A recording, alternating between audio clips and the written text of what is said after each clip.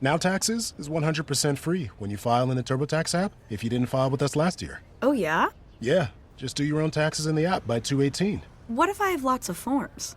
All good, all 100% free. What if I had 3 jobs? Still 100% free. What if I once saw Bigfoot? That has nothing to do with taxes, so still 100% free. Now that's what I'm talking about. Now this is Taxes. See if you qualify in the TurboTax app. Excludes TurboTax Live, must start and file in app by 2/18. The best late-night conservative talk show in America, Sackheads Radio. And listen, there are no people better on the air to give you the best in conservative talk than Sackhead Sean and Sackhead Clint. And we're working on the immigration papers for a certain other guy who happens to work here, too. For those who are tuning in around the world to the best late-night conservative talk, Sackheads Radio. Sack News. Sack News. Radio. Sack News. Sack News. Radio.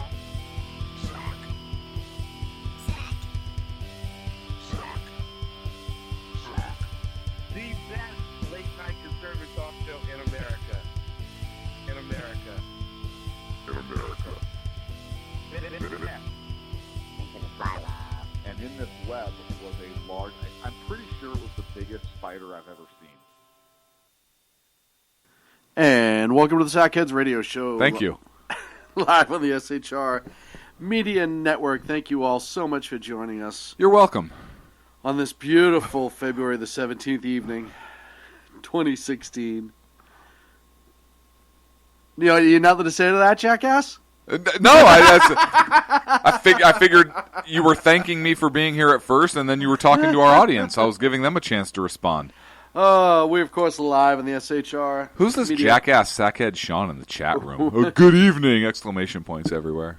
Yeah, sorry. I actually enjoy the people who listen to our show, unlike you.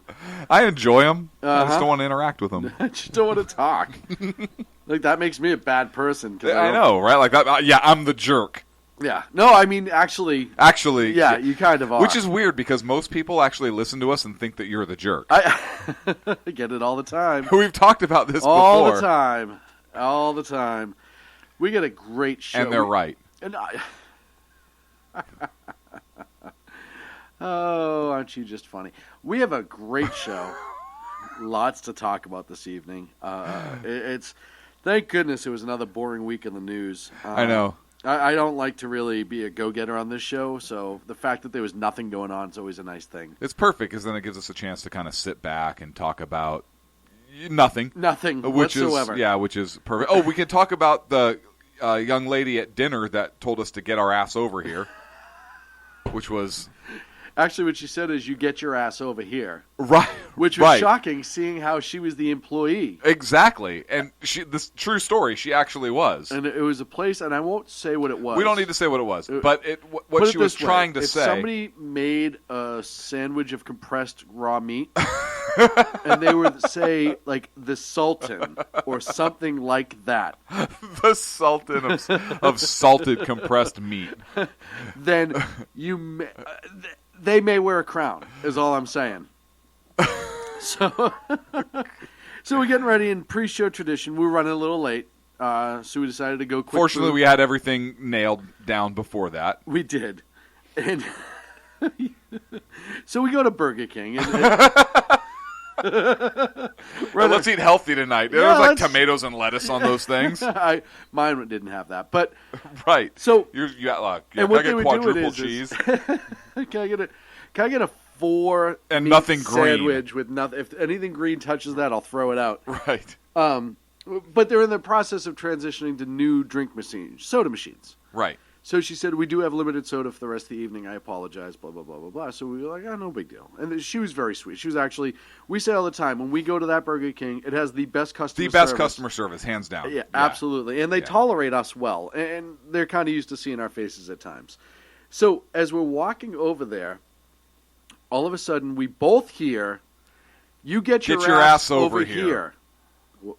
From the girl who just sold the stuff to her, who's sweet and nice. Right.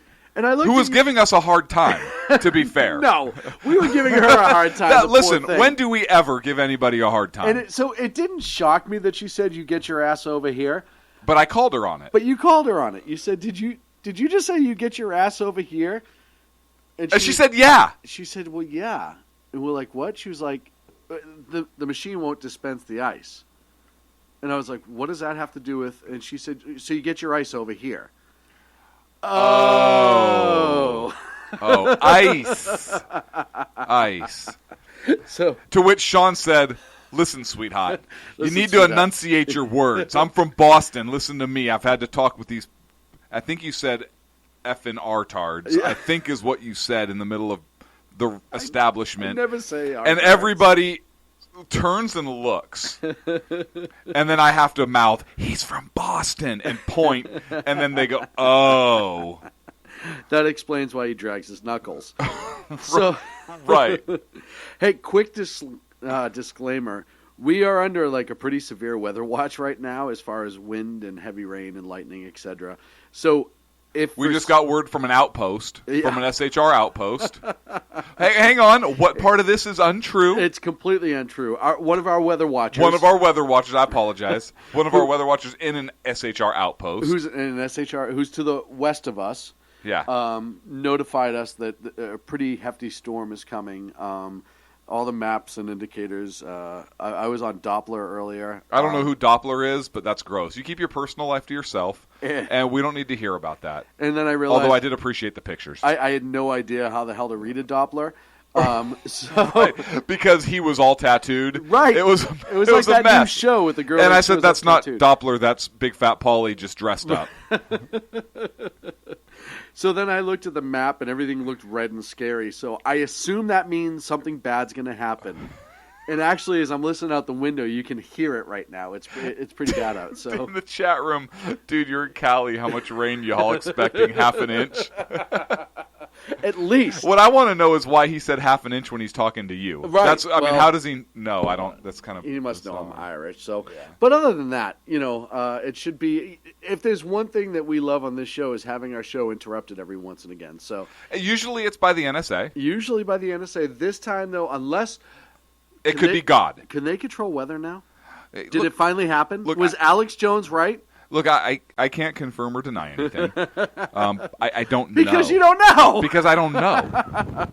What part of that was a lie? Very true. But Special- so if the NSA doesn't tonight, it might be God. Exactly. Special treat for the Sackhead listeners. Sacco is good. He gets his one phone call. Yeah, it is that time of Yeah, the year. Yeah. I think, So for his, we'll his get his phone one phone call. Right about top of the hour, right around 9 o'clock Pacific, call. midnight It's on the top East. of the hour right now. Ish. 9 o'clock Pacific, midnight on the East Coast. Right. So we're looking forward to that. If you miss Sacco's voice, his tenderness, his tenderness, his Sweet- sweet he said soft. he was on some guy named Bart earlier, so we'll For- have to ask him about that. I don't know who Bart is. I know, but we I don't know. I mean, he's living in the Bay Area now, so I'm not judging. No, not there's anything wrong with that. No, to each their own. So we'll ask him what it was like to ride Bart tonight, and just see what he says. How are you, my friend? I'm doing well. This is another one of those weeks that I'm looking at the time, and I'm looking at the board, and I'm looking back at you, and I'm like, we got to go quick here, huh? Story of your life. I don't what. Did you have a good week, jackass? I did. Yeah, I'm the jackass.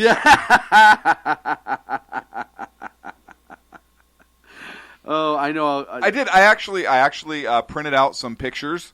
I neglected to bring them tonight, but I may be able to run home at some point since I live so far away. But I printed out some pictures of us at Freedom Fest. Oh, cool. So I figure we could do something, put them up in the studio. I think it's a great idea. I'm looking forward to that. No, it was a great idea. That's why I'm telling you about it. So, what? I had a good week. I'm looking forward to the week being over. I always do. Yeah. I'm looking forward to my Friday evening. Who doesn't? Who Right? doesn't look forward to a good Yeah. Friday evening? Yeah. Well, that's good. I'm looking excited. forward to a very good Friday evening. Good for you. I'm really excited for you. That should be awesome. Why are you staring at me like I'm that? just kidding. Pitchers and catchers starts in a few days. I'm Dude, excited. I'm very excited. That's the biggest news of the week for me. I think so. Anyone who listens to the show know that baseball is one of our big seasons, and we both follow American League teams, real very, baseball, very closely. real baseball. Yeah. Uh, What part of that was untrue? So this is always an exciting time of the year for us. It's the year where the Athletics really get fired up until about the end of August. Yeah, and I'm a huge athletic supporter. You are a giant athletic I'm a supporter. ginormous athletic As a matter supporter. of fact, your nickname when we go to games is Cup. It is. It is. And here's the thing about baseball. We get along great with baseball. Mm-hmm. First of all, the fans in most cities are pretty good, even in Oakland. Baseball fans are usually pretty Baseball well fans are educated. usually- even yeah. the drunk crazy ones. Yeah, which is usually the sackheads. Right. But so we're both AL fans, but we're not in the same division. Right. So we can actually talk baseball and And there's usually a healthy dose of rivalry because usually absolutely. We get a couple series in. last 15 years there's been some playoffs and stuff like that and some players going back and forth. Yep. Thank you for Josh Reddick Hey, you know, and Coco Crispy. Josh Reddick turned out to be a hell of a ball player. Kind of always knew he would be, and I'm glad to see. But again, I'm glad to see a kid like that. Coco's been good for years, and Yeah. even though he's not in his prime anymore, he still brings a lot to the table. But a guy like Reddick, I love watching ball players like that. You know, a guy who had high hopes and he kept plugging away until he got his shot. He finally got his shot, and he made the most out of it. So, you know, it's definitely going to be a good year. Chat room. If you're not in the chat room, shrmedia.com, click live chat. Ralph in the chat room. You've been to Old Yankee Stadium. Boston comes to town. It is not civil. That's because New Yorkers are jerks. But here, I'm kidding. I I'm have kidding. been to a Sox game at Old kidding. Yankee Stadium, and maybe I just sat in a good spot. And I had my Red Sox gear. I wasn't shy about it. It was 2002, I believe. Maybe 2000. No, it was 2002. But I will tell you that the group I sat near, there was good ribbing going back and forth the whole time. But it never got mean. And I had a lot of good conversations about baseball itself. A couple rounds of beers bought back and forth. I had a couple people, kind of throw some words at me as I was walking out and walking in. But yeah. but no, That's different, though, than being in a Raider game and getting shanked. right, exactly. Right? But I had a good time.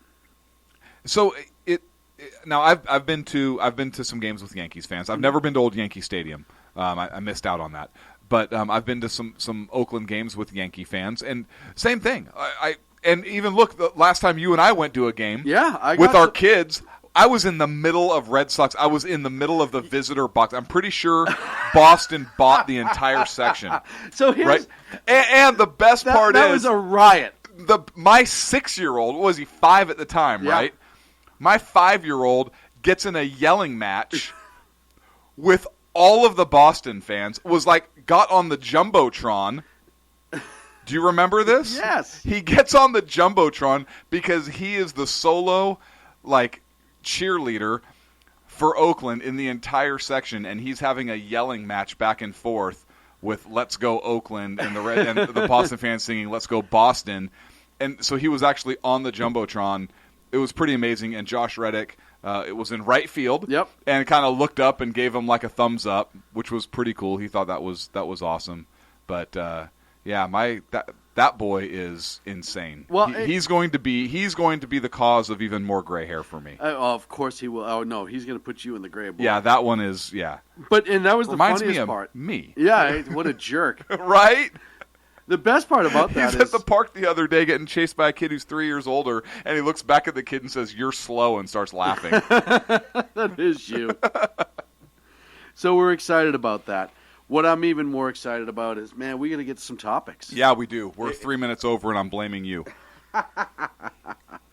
Starting it off on the big list, the big board of topics this evening. Hang on. You know what I just figured out on the Twitter box? What's that? If I swipe during my Twitter notifications, I can like it right from my home screen without unlocking it and going into my Twitter app. Ladies and gentlemen, Clint just showed up in 2013. Thank you. Go. Starting us off is the GOP feuds. Said it before, I'll say it again. The Democrats have their work handed to them because essentially the GOP can't well enough leave itself alone. This is amazing to me. Listen, I understand that they're all trying to get the nomination. I understand that they're, it just is what it is. But now you have Cruz and Trump in this match over this one ad in South Carolina, which is not too far away. And I'm going to play the ad. And this is Ted Cruz's TV ad, and then we'll talk about it. So here it is. I'm Ted Cruz, and I approve this message. Life, marriage, religious liberty, the Second Amendment. We're just one Supreme Court justice away from losing them all. Would President Trump ban partial birth abortion? Well, look, I'm very pro-choice. But you would not ban it? No. Or ban partial birth abortion? No, I would. I am pro-choice in every respect. We cannot trust Donald Trump with these serious decisions. So the Cruz ad brings up an old Donald Trump statement in which he said he's pro-abortion. I don't know exactly when the statement was. 13, 14 years ago, may have been a little bit longer. And essentially Trump's alleging that it's slander. And Ted Cruz had a big speech today. Even though it's Trump's own words. Yeah. He's slandering himself. He's actually got a lawsuit going on himself right now. Against himself. And so Cruz essentially said, hey, if you think that's the case, file the lawsuit. Let's go. Let's do it. He said that today in a speech. And it's really starting to fire up.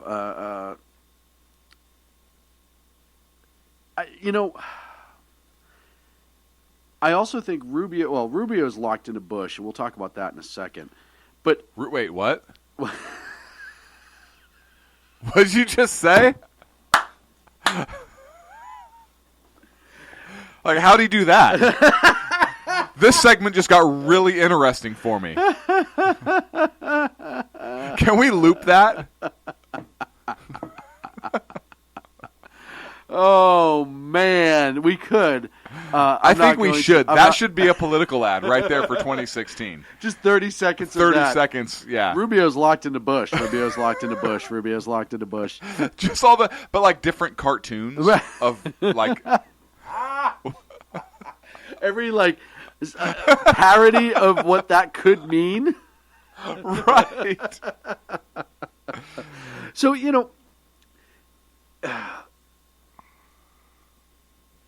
Rubio's almost sitting there licking his chops, if you will, because Trump and Cruz are doing the work for him. They're destroying each other in all of this.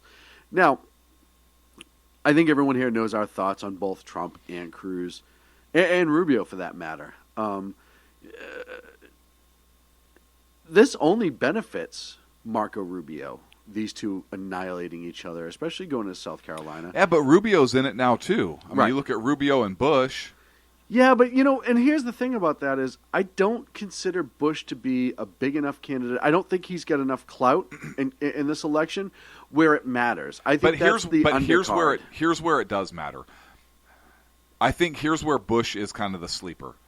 If this goes to a brokered convention, because none of these guys will back down, then you could see Bush with a nomination during a brokered convention.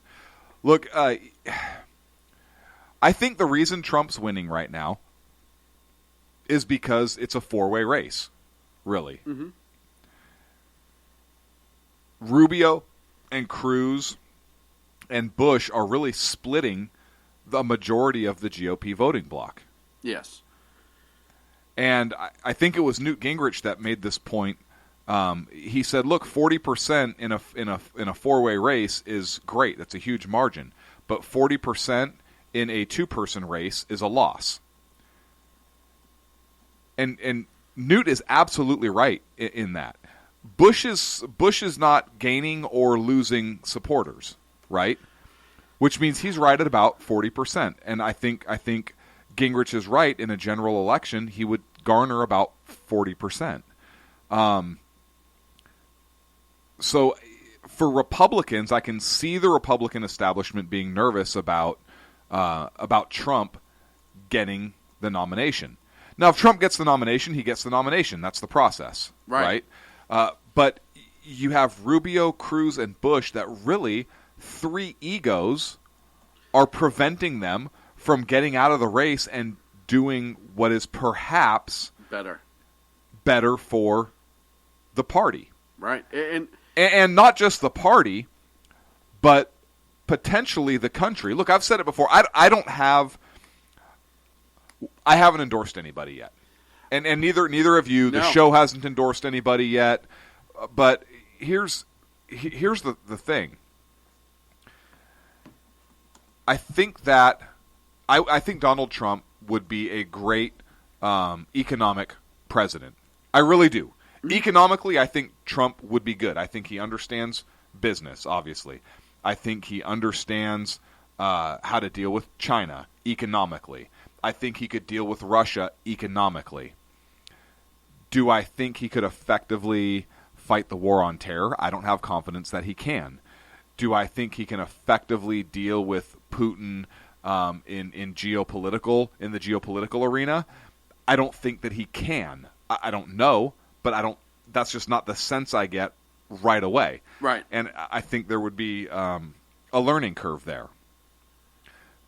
Do I think Kasich is a progressive? I do, which is why he did so well in the last finished second in the last primary. But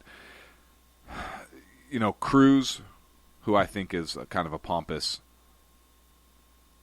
ass. Can I say that? I can say it 'cause it's our show, right? Yeah, you can say whatever you want.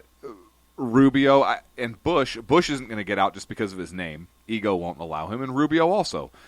So those are kind of my concerns and where I see this going right now. So you mentioned kind of Bush being kind of the fourth place guy here, and yeah, I think the way it's looking right now, I can certainly see that. But in a brokered convention, do I think a brokered convention Trump's going to get the nomination? No. Do I think that Cruz is going to get it in a brokered convention? No. I think it's going to be Rubio or Bush, and I think Bush has. I think Bush at this point is fighting for a brokered convention. That's my sense on it. He was asked earlier, "Hey, do you think there's going to be a brokered convention?" He says, "Yeah, I wouldn't put it past. I think it's certainly a possibility." And I think that's actually Bush's best. Yeah, I think that's his best shot for getting the nomination. And last time it worked out really well. It was Gerald Ford that got the nomination. Oh, wait, he lost. A couple comments out of the chat room. Agador, or they're talking about Rubio and the Gang of Eight it's just hanging around his neck, and that's going to come up more and more. And that was brought up by Ralph in the chat room. And somebody brought up a good point. It was Agador. Is hey, which Trump is going to show up, and does he even want to be president? And here's the thing, right? He's now reneging on his promise or his pledge not to run as a third-party candidate. He brought that up recently this week. So now, if he doesn't get the nomination, he's saying, "Well, I don't know that I'm not going to run now as an independent." You know what, though? I think that's a little bit of. I think he's preying on the fact that conservatives and I even hate to use the word conservatives, Republicans in this country are so afraid of what's on the left, and just don't want that no matter what. That I think that's his way of saying, "Hey, you know what? If you don't make me the nominee, I may have to run third party because look what will happen, and then I'll split out the vote, and it'll get ugly, and then the left has a better chance of winning. You may want to consider me." I think that's a little bit of a play on that. I don't think he'll run third party. I really don't. I would hope not. I would hope not too. I mean, it's possible. Who knows with this guy, right? You never know what Trump's going to do. Like I said, if it wasn't so serious, I would love to. Dan just beat me to it in the chat room. I would love to make this a reality show with Trump. You know what I mean? Like, remember how we used to talk about Putin, Gaddafi, dropping them in San Francisco and do like a buddy TV reality show? Yeah. Throw Trump in there too. The three of them would have been a blast if. But like I said, I think the broker convention's what a lot of people are weighing on. Which is not the way to go. No. I think that if those three could get their egos out of the way, and the party really went to them and said, hey, good chance Trump will lose the general election. What do you say two of you drop out and throw your support behind this person? Right. Now, it's limiting the options. And, whether you like them or not, those are the four serious candidates right now. Dr. Carson's still there, but, his numbers are not that great right now. The question will be,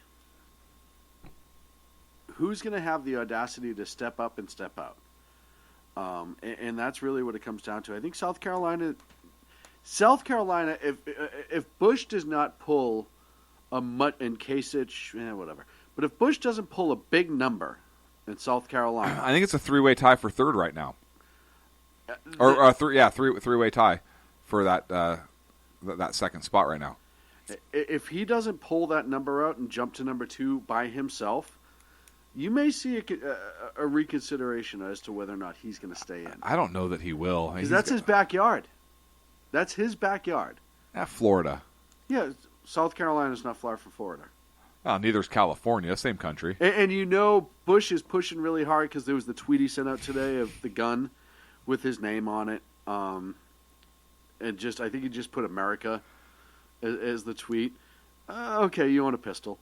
Yeah, that's cute. That's cute. And there's nothing. Does he even know that it's a pistol, though? I believe he called it a pistola. Okay. So that's good. No, and listen, I don't knock him. There are people all over this country right now flipping out about that picture because how dare he show a gun on Twitter being a presidential. Good for him. Everyone remember when Obama first started becoming uber anti-Second Amendment as president. He always has been, but I mean, when he started making his moves and everyone went crazy about it, and then all of a sudden there was a photo of him shooting skeet with a rifle. What difference does it make, or a shotgun rather? What difference does it make if a guy likes to go to the range and shoot or carries his gun and believes in the Second Amendment? I would hope, as a conservative or a faux conservative for Bush, that you would be smart enough to show that you have a strong Second Amendment alignment. Even if it's false, at least because the people you're trying to reach out to have that alignment with the Second Amendment. So I don't understand why this bunch of panty-wasted people in this country are flipping. I mean, because they like to make social media went insane over that picture. Of course they did, because they like to make an issue out of everything. Oh. They can use it later, whatever. It's stupid. They're not voting, and yeah. No, that's the symbol of America. Yeah. No shit. Yeah. How did we get these freedoms? Yeah. Oh yeah, we fought for them. Yeah, we didn't play with guns. Yeah, we didn't play cards to get them. There wasn't some. We didn't play Yahtzee. Yeah.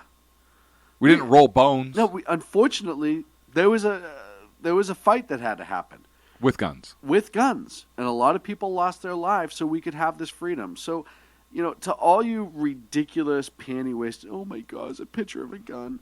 If you look at my Sackhead Sean Facebook page, one of my banners for my page is a bunch of guns when I was out shooting. You have your own Sackhead Sean page? Yeah.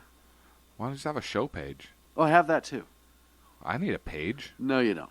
Yeah, I don't even know what a page is. Yeah, thank you. You're welcome.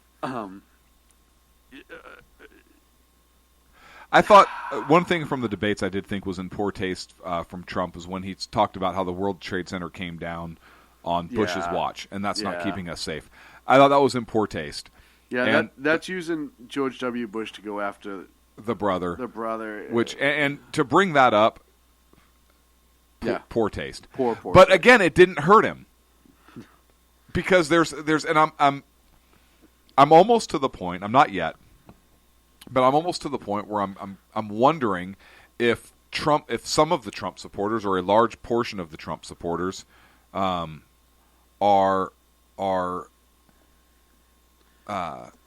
supporters of his no matter what. Right. Which is the same thing that we argue about with Obama. Absolutely. Right? And if that's the case... It's almost like Ron Paul people. There are some people where I swear if Ron Paul came out and started like barbecuing kittens, they'd be like, no, it's okay. Yeah, and I don't know if Trump is at that point. I think he has a solid group of supporters. Like we said, he's not gaining. He doesn't seem to be gaining, doesn't seem to be losing. He just stays steady. But if he's not losing and he's saying things like that, I think that would hurt most. That would have hurt most people. It's not hurting him. It's not hurting him at all. Well, anti-candidate, right? We've talked about that. Yeah, but that's 9/11 is that's sacred, right? Right. That's like, could you imagine 10 years after Pearl Harbor, somebody saying something like that? Yes. I mean, that's sacred ground, and for him to just throw that out there like that, I thought it was poor taste. I thought it was very poor taste. But he dodged it. He got away with it. We're up against a break. We are up against a break. We come back. We talk about Justice the Scalia. passing of Justice Scalia, all that and more right here on the Sack Kids Radio Show live on the SHR Media Network. Conservative media done right. You're listening to the SHR Media Network. Times are dark. The people are misled by corrupt politicians, lied to by establishment media, and deceived by the false messages of Islam. A nation looking for direction needs a guide. It needs a man with a cane. I'm Dave Milner. Join me on Spreaker, SHR Media, Pundit Press Radio, and YouTube through the SHR Media page for a different kind of commentary on the unpleasant blind guy. Because the truth is not always pleasant. In a world controlled by corrupt politicians. You got a business. You didn't build that. A team of ordinary men emerge from the ashes to give voice to the voiceless and hope to the hopeless. Sackhead Sean. Dude, I'm not saying Kyle was stupid, bro. Sackhead Clint. All good friends of ours usually show up drunk. Also starring Sacco as the producer. I'm a little bit drunk, 'cause I'm drinking. They are the Sackheads Radio Show. Every Wednesday at 8 p.m. Pacific on SHRmedia.com.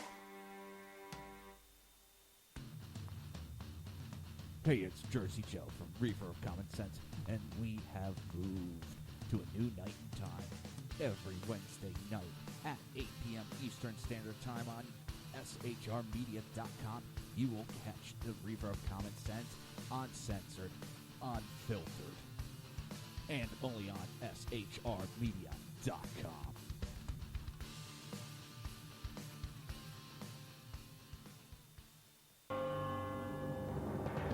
Hello, I'm Matt, a student at Hillsdale College. Here's Hillsdale President Larry Arnn on the continuing relevance of the Constitution. Many argue today that the Constitution is outdated because it addresses problems peculiar to the 18th century.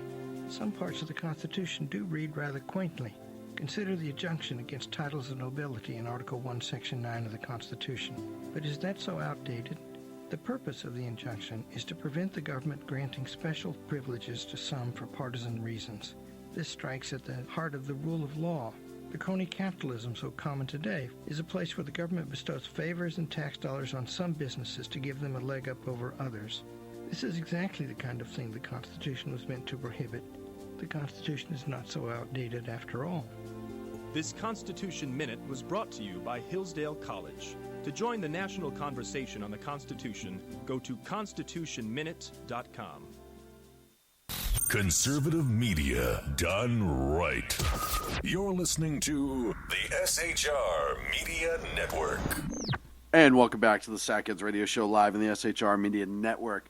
We're going to talk about Justice Scalia's passing in a moment. But I just want to answer one thing from the chat room on the last segment. What? Golf Dogs, our friend Ron in the chat room, he said the media made Trump, and now they can't figure out how to stop him other than assassination. Here's my only issue with that. I think government made Trump. I think Congress over the last 8 years has made Trump, and further. I think this president over the last 8 years has certainly made Trump. I think the Republican Party has also made Trump. Yeah. And the reason being, like I said before, he's like an anti-hero, if you will. I'm not saying he's a hero, and I'm not saying that he is tried and true in what he's saying he wants to do. What I'm saying is people are He's drawn the to him- anti-candidate. Yeah, people are drawn to him because of his outspokenness, because he's allegedly transparent. Now, whether or not they're digging deep enough to find out that's the truth or not, that's a different story. But I think the media was forced to kind of swallow Trump. Listen, if they could bury Trump right now, I think they would. I think they always would have. The problem is he thrust himself out so quick that they had no choice. I think the liberal media likes Trump because of what he's doing to the Republican Party. I agree with that. That's what I think. I agree with that to a point. That's what I think. But I think that the Republican Party actually absolutely made Trump based on how they've conducted themselves. I want to get to Justice Scalia. So Justice Antonin Scalia died, 79 years old. Probably the most conservative Supreme Court justice. Mm-hmm. Served his country honorably for over 30 years. Yes. Very, very sad. Had some great opinions on several cases. One of the best dissent writers, I think, ever that's ever been on the Supreme Court. I just think his dissents were always brilliant, and that may not seem like a big deal, but he really hit home with a lot of his dissents. On top of his decisions, don't get me wrong, his decisions were huge, and he was a very well respected by his peers, liberals and conservatives alike. Justice Ginsburg used to call him her buddy. They had a lot in common. They used to spend a lot of time together, which tells you, and that's something too where I think that we could probably take a page out of their book sometimes when dealing with the left and people of different opinions. Is, they were able to form this great friendship because of who he was and who she is as a man. Yeah. And you look at some of his opinions. 2008, he had a opinion for individual gun rights that he viewed as very important in his career. He voted consistently to allow for that relationship to exist between government and religion in many cases. He voted for lawsuit limitations. He voted for states to draw their own abortion laws, so states' rights proponent. Very, very, very conservative, like you said. And Senator Chuck Schumer out of New York tweeted out, "While we disagreed on many issues, Justice Scalia was a brilliant man and a great son of Queens with a genuine joy for life." So, very good words, very sweet words to be spoken. I am very well. I want to talk first about this before I talk about potential nominations. I'm sick by this president. Reports are that this president is not going to be at the services Saturday for Justice Scalia. He says that he'll pay respects at the court because his body is at the Supreme Court building. He says on Friday.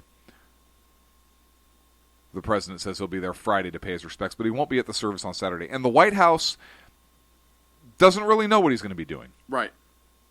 Which is a little bizarre, isn't it? Because you figured they would have some sort of idea. That is so ridiculous. This is a sitting president of the United States is refusing to attend the services of a sitting United States Supreme Court justice. Mm-hmm. I don't care if this was a conservative president and a liberal judge. Right. You go. Or a conservative president and a liberal Speaker of the House. Well, or it doesn't matter if you disagreed with somebody on an ideological standpoint. This is somebody that served in one of the three branches of government, who served his country honorably for 30 years. You may fundamentally disagree on the issues and have fundamental ideological differences, but did you not just say, President Obama, in your State of the Union address, how there has not been enough done to bridge that divide, to bring both sides of the aisle together? And yet you have an opportunity to bridge that divide and to lead by example on this point, and you refuse to go to the services, opting instead to pay your respects on Friday. Mm-hmm. What kind of message does that send? I mean, not just the message, but first of all, how hypocritical, right, to talk about how we need to bring everybody together, blah, blah, blah, during his State of the Union, and then to miss an opportunity like this. And what about just in poor taste? What does that say about him as a man? To me, that means that he is not, that this president is not a man of honor. Right. Or integrity.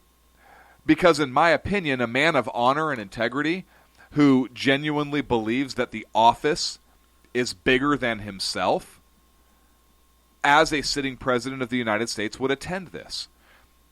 To me, this speaks volumes. Not that I needed any more to be said about this man, but this to me tells me that Obama thinks he's bigger than the office. Well, and here's the thing that...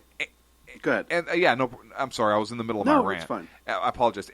And just a lack of honor and dedication to what it really means to be a president.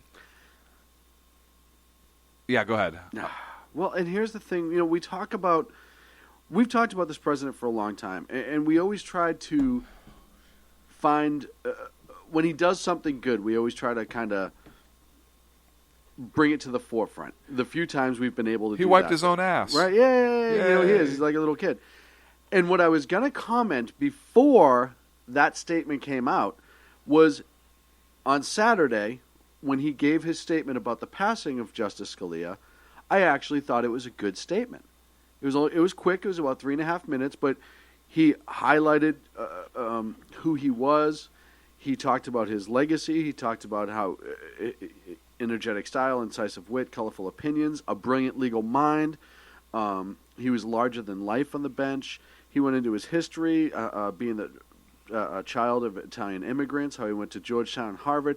And he really, as soon as I watched it, I said, hey, you know what? I give him kudos. Like, he didn't get too political at the end. He talked a little bit about filling the spot, but I knew that was coming. But there wasn't any vitriol. There wasn't any harsh words or, blah, blah.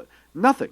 Mm-hmm. He highlighted their relationship with, like I said earlier, with Justice Ginsburg. There was by some on the left. I couldn't believe some of the tweets and so forth that came out. I want to get to that in a second. Yeah. I want to get to something else in a second before we get to those, but yeah. But so when he gave that speech about the passing of Justice Scalia, I was actually like, hey, he did a good job on that.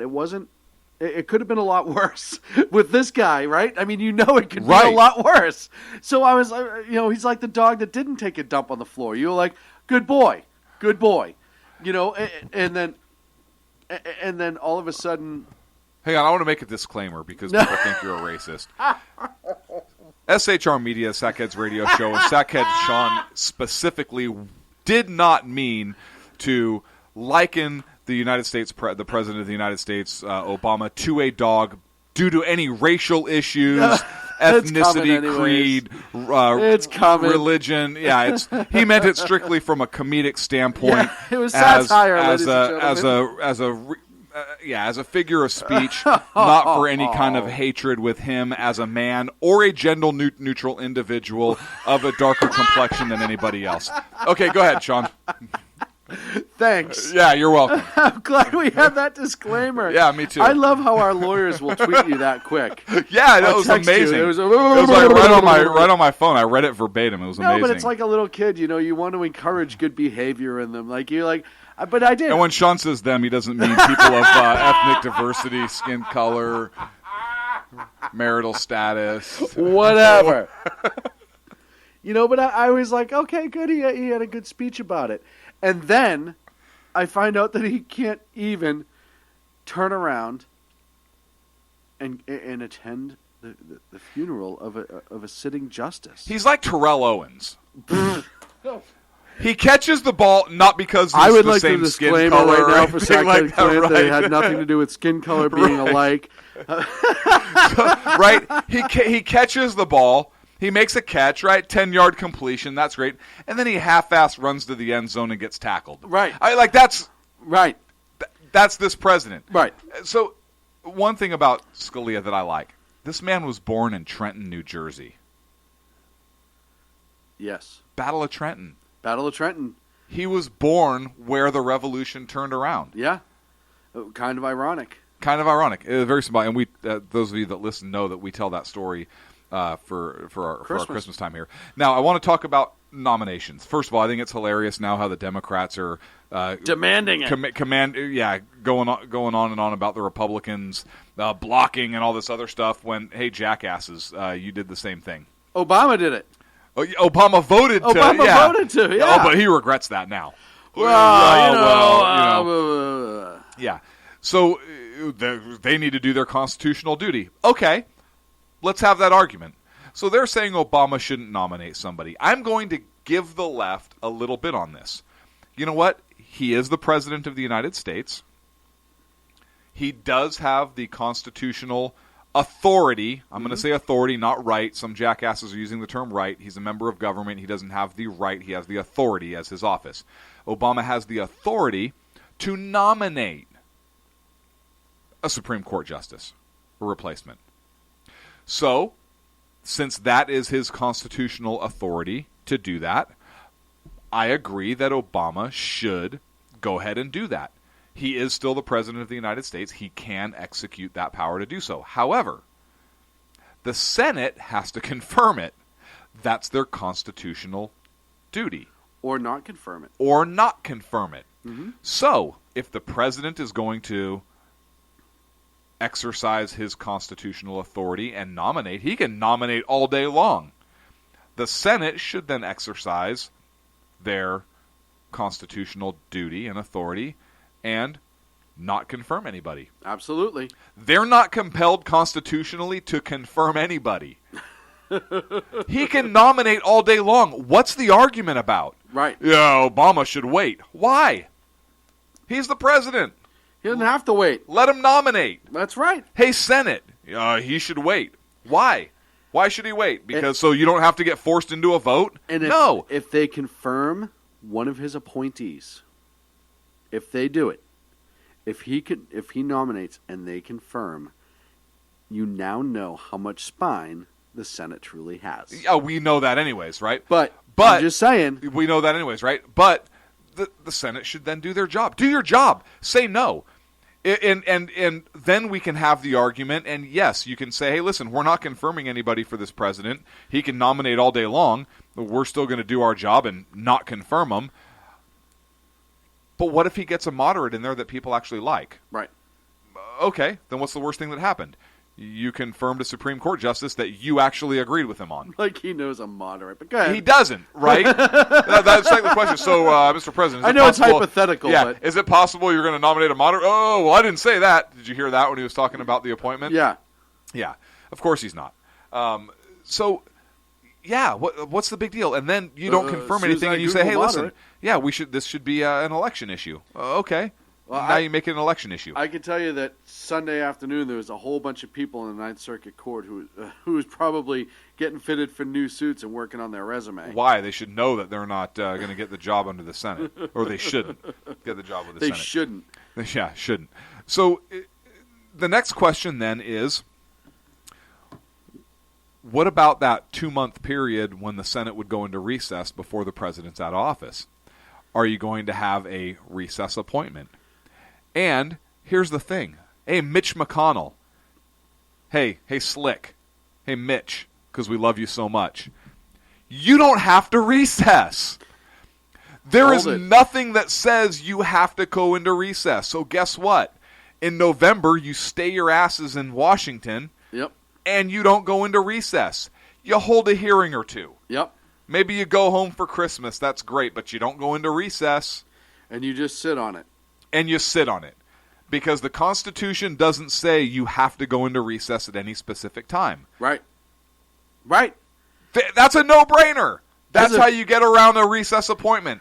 And hey, Mitch, old pal, old buddy, if you go into recess, you screwed the pooch and you pretty much get, hey, you had that one coming. Yeah. Now you can go ahead and go through the process and try and remove that individual and try and get somebody else in there and have that whole battle. Easiest thing to do? You don't recess. What's the problem? There shouldn't be a problem. Shouldn't be being the key word. this president has such a unique chance to overturn the balance of power.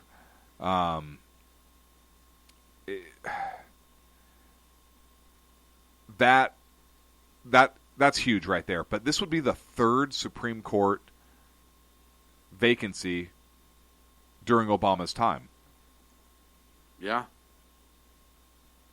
Can you imagine 3 out of 7 justices on the Supreme Court an Obama nomination? I hate an to Obama say it, an but abomination. It's the libtard dream. Yeah. And that's, I mean, if whoever appoints the next 2 justices kind of sets the Supreme Court for 30 plus years. Whoever sets the next justice. Well, for the next 5, realistically, 10 years, potentially 5 maximum. I think Justice Ginsburg may retire. I honestly think with Scalia passing, that may up her retirement because I think part of it was her relationship with him. And folks, if you think I'm kidding, there's a bunch of reading you need to do. No, they were very close. They were very close friends. Disagreed ideologically, but they were very, very tight. Very, very tight. And I think you could see her. I don't know how tight she was, but like their friendship, right, was tight. I just want to clarify for our listeners. But that might be the other reason why she may retire is because now that'll give Obama 2 more appointments, right? So you have nominations. Nominations. 2 more nominations. But you have Justice Scalia's passing. But here's why she might not. Because if the Senate's not going to confirm anybody, it'll be the 2. Right. You just punted the 2 over to whoever the next president is. Right. And if the next president's a conservative, there's a lot to consider. But let's think about this. Let's think about this for a moment. If she retires, you now give the weak-spined Senate an easy out, right? Yes. Because we'll confirm 1 Obama appointment because we really didn't shift the balance of power because we're still filling a liberal with a liberal. Right. But we're not confirming 2. Yeah. Yeah.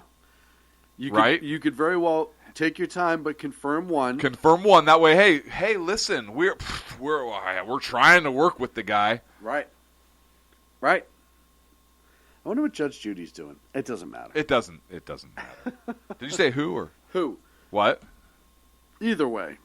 And the other couple comments that I want to get to about Justice Scalia's passing is social media and the left commenting on the passing of a Supreme Court justice. Now, folks, and I know we have people out there who may have opinions when it comes to some of the justices. A Supreme Court justice, if you can't respect that person individually, respect the seat that they fill. And I believe that. It's just like the president. Right. I don't necessarily agree with what the man does, but I respect the office. He and I know the office is bigger than the man. Golf just had a great comment. He's like, I don't consider him the president. I consider him the occupier in chief, or something to that effect. I understand that, and I don't trust me. I don't like the president, but I respect the office. The office itself, and yes. I'll say horrible things about the president's political decisions for our nation. But as the individual, as the man, I've said before, nothing. I will say nothing bad about him. No, not me. I will question his honor and his integrity and his motivations in terms of him thinking he's bigger in the office based upon this. His health, his family, things like absolutely. That. All off limits. Absolutely. And we've said that before. Right. We'll joke. Minus the First Lady, only because she makes herself a public figure. Yeah, but we really don't say too much bad about her. But we really don't. I think she's fair political game. Yeah, I don't know. But, certainly not the girls or anything like that. No. So, but from the left, it's a totally different species. I'm going to read some of these, and you're going to By species, he's not referring to anybody because of gender, sexual orientation. I'm going to read a couple background. of these, and there's some harsh language. Not that that's a big deal in our show, but at Jeeves Meister, who goes by the Dick of Jeeves. I don't know what that means. Wait, who is Jeeves, and why is that his dick? Not important. That actually kind of is important. His tweet is, Senile Scalia once used a fictional television show 24 as a defense of actual torture. Rotten hell, you fuck. And he was talking about Jack Bauer, show 24. The guy's a dick, and that's by his name, Dick of Jeeves. I know. I don't care how bad form it is to dance on graves. Fuck the fastest. Rest in hell, Scalia. Fuck you, Scalia. These are all different tweets. I mean, this is just absolutely crazy. Fuck speaking kindly of the dead. Scalia was a monster. His death should be celebrated by everybody fighting for a truly just society. And that's Arwen Indy. I don't know. Because Scalia was deciding to vote to overturn the will of the people who elected Al Gore. My wish is that he burns in hell. I'm positive Satan welcome. And this is the left. This is the all-encompass, all-loving, inclusive left. Yeah, listen, this is people that you have to be diverse and inclusive of views that are different from your own. Right. Yeah. This is just insane to me. And it goes on and on. There's a whole list, and it's sad. It really is sad to me that anyone would look at, and that shows you where our level of respect has gone in this country, and people not being able to separate the two. If you don't like his politics, you have the right to sit there and talk about his politics. And there are people out there who are already talking about the decisions that he's made that were negative and all that stuff. Okay, you have the right to do that. Yeah. But to say these horrific things about a Supreme Court justice, to me, is just absolutely horrible.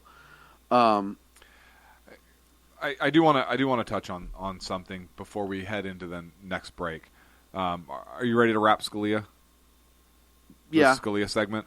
Yeah. Or do you have anything else? Do you want? I wanted to just real quick. If people, Yeah. There's a great article on Ars Technica, ARSTECHNICA.com.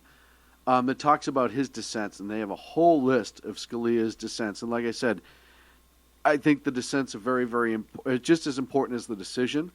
So if you have a chance, go ahead and read it, because there's some great dissents in there, and they talk about the case a little bit prior to the dissent. Go.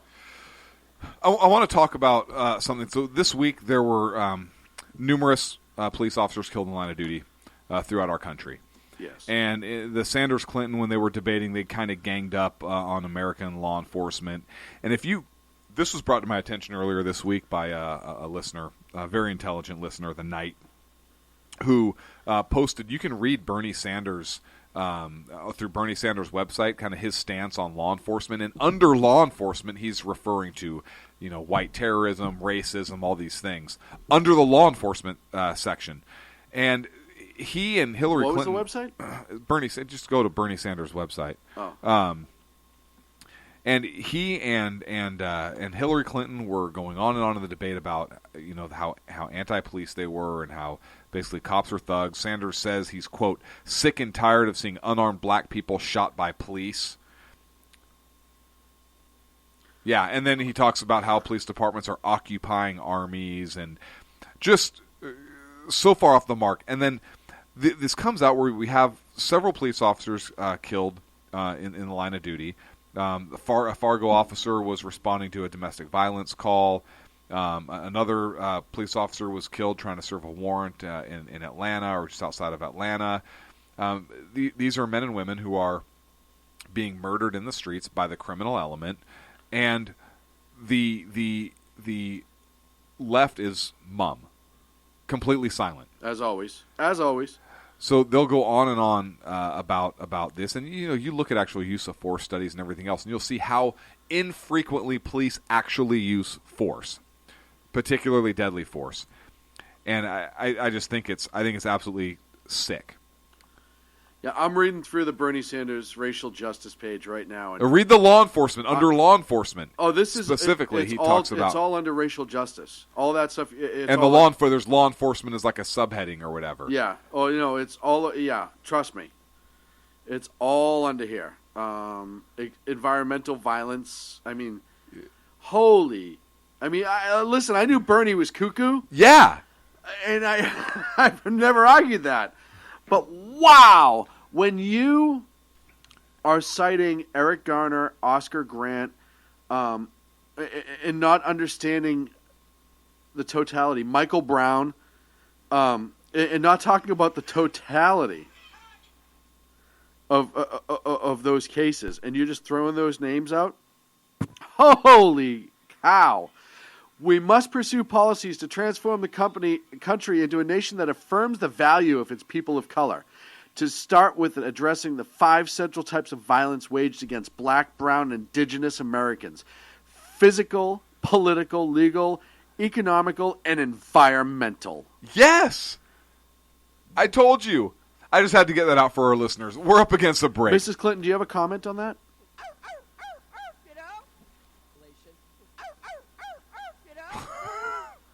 I think we could cut right through a lot of their. Good. Was that a female dog? That was. Did she basically call herself a bitch? I'm asking. I'm throwing it out there. She had some comments about Bernie's page. She was barking like a bitch. Was she not? She was. Where am I inaccurate? You are not inaccurate. Let's go to Merriam-Webster. Thank you. That's all I say. We're up against a break. When we come back, government deep throats Apple. Yeah, interesting. I like how we tie a biblical reference and a porn theme all at once, all in one segment. Title. Yeah, no, that was brilliant. Yeah, no, I think. That was actually about 2 minutes of us going back and forth with different things before we actually settled on that. We spent more time on that than we did the whole. Everything else. It was prep. great. Yeah. How about this? What about this? And it morphed into that, which is amazing. Sackheads Radio back in a few. Conservative media done right. You're listening to the SHR Media Network. Times are dark. The people are misled by corrupt politicians, lied to by establishment media, and deceived by the false messages of Islam. A nation looking for direction needs a guide. It needs a man with a cane. I'm Dave Milner. Join me on Spreaker, SHR Media, Pundit Press Radio, and YouTube through the SHR Media page for a different kind of commentary on the unpleasant blind guy. Because the truth is not always pleasant. In a world controlled by corrupt politicians, You got a business.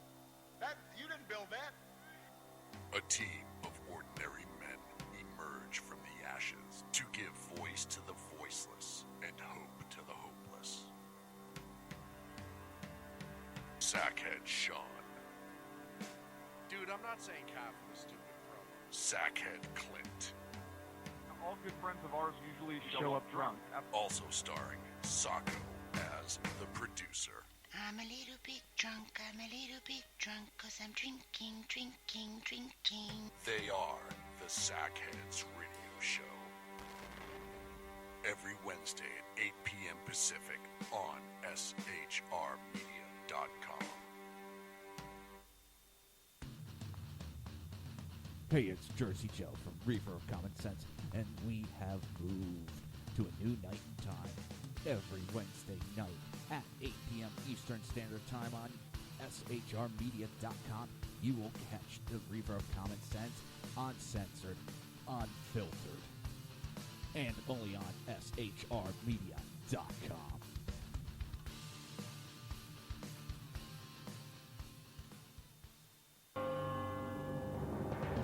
Hello, I'm Matt, a student at Hillsdale College. Here is Hillsdale President Larry Arnn on the continuing relevance of the Constitution.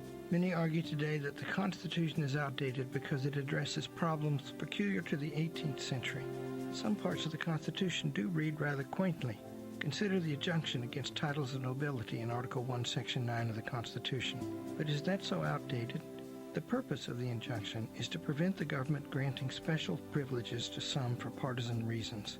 This strikes at the heart of the rule of law.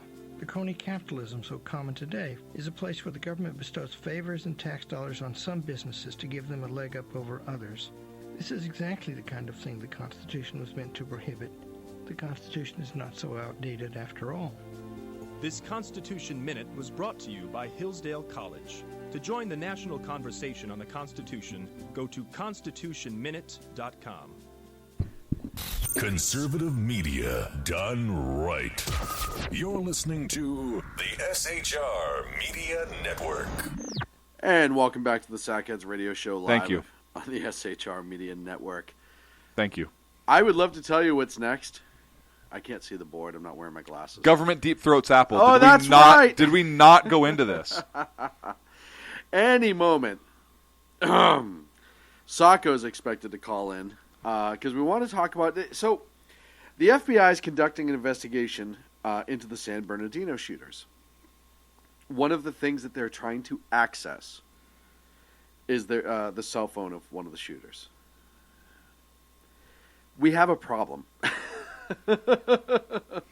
So a judge has issued a court order to Apple, essentially saying, hey, you got to get them into the phone so they can get the information they need in there.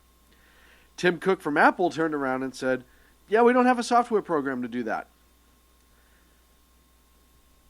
Now we have a problem.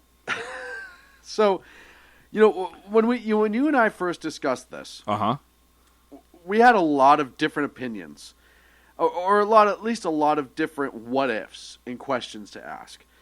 Because on one hand, you have a judge who's like, hey, they need to get into that phone for a legal reason. Make it happen. And then you have Apple saying, hey, yeah, we'd love to, but can't do it. Don't have the software to do it. Tim Cook, CEO of Apple, came out today. He released a long statement. But what summed up in a couple of things is, A, we didn't have the software. B, even if we did, it presents a bigger problem. Well, he didn't say even if we did in the statement. Even if we did, we wouldn't do it. But it starts to create a bigger problem for Apple, right? Because now Apple now has to worry about the security of all their phones. Now, one of Apple's biggest selling points is security. Apple, Mac, iOS, all that is one of the least hacked computer systems. I think it's number 2 behind Linux. But one of the least hacked computer program software, whatever you want to call it, in the world, because their security is amazing. One of the reasons they have great security is because they don't even give themselves the power to get into it on some levels after. Now they can do the updates. I personally do have a hard time believing that Apple doesn't have a way into your phone, but I will take it at their word. The other kind of caveats is if for some reason they can be compelled, I'm not saying they should be, but I say could be compelled to create a software or a program that can get into these phones, and then they give said program to the FBI for its investigation, it now destroys a lot of their sales because people are going to say, oh, wait, the FBI has in? Yeah, I don't want that. And not only will the FBI be getting, you look at other countries, specifically China, who would be like, yeah, we're out. You're not buying it. We're not selling anymore in our country. It creates a big issue. And yeah, it does. But here's my question: if Apple says that the software doesn't exist, they don't have the ability to get in, it doesn't exist. Yep. Can the government, can a court compel a private entity or a private person to provide something that doesn't exist? And I think we both agree they can. Yeah. How do you do that? Right. So if some cop somewhere says, hey, you know what? If I could rebuild this person from this DNA sample, then we could know who our suspect is. I want you to order this private lab to, just like they did in Jurassic Park, but instead of building a dinosaur, I want you to build a person. And the court says, yeah, build a person. It doesn't exist. And specifically, I want you to build our suspect. Right. More specifically. Right, more specific with this DNA. And if it's missing a couple things, we want you to figure it out. Yeah. How do you do that? I mean, it's a different story if Apple says, yes, look, it exists. We have a way in. We don't want to release it because it'll destroy trade secrets. It'll destroy X, Y, or Z or whatever. That's one thing, right? A judge says, hey, release it. Guess what? You're under a court order. Release it. That's not my understanding. That's not what happened. My understanding what happened is a judge says, hey, Apple, you have to help the FBI figure out how to do it. Is that more accurate? Is that kind of what you took from it? Yeah. And again, that's kind of my take on the order, is that Apple has to help them by supplying highly specialized software that the FBI can load onto the network. But the phone. What if it doesn't exist? Right. And let's argue for a second that it does exist, just for a split second. So is it now? Do they actually want into the phone, or do they just want the feature on the phone disabled that automatically wipes the phone after X number after X number of attempts. I don't know. But if you don't know the code to get in there and change it, right? How do you stop that from happening? Yep.